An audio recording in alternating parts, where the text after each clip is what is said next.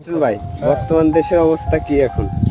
বর্তমান অবস্থা ধরে ভাই, দেশের পরিস্থিতি খুবই খারাপ। দিনে দিনে সব কিছুর দাম বেড়ে চলছে।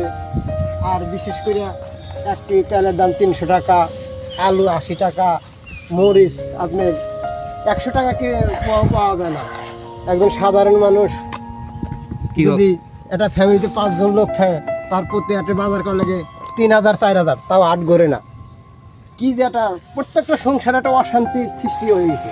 মানে বলে যে এই তাই না ওই তাই না। 1 কেজি জিরের দাম হয়েছিল 1200 টাকা কেজি।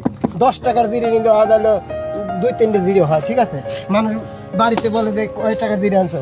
এই যে একটা বিতৃষ্ণার ভিতরে মানুষ পড়ছে, প্রত্যেকটা ফ্যামিলির ভিতরে একটা হরাধরা লেগেছে। সব কিছু দাম বাড়াচ্ছে। একটা নারকেল তেলের দাম 600-700 টাকা, 2 শেষ। তাহলে মানুষ কিভাবে চলবে? তেলই আগে কিনতাম 1 কেজি টাকা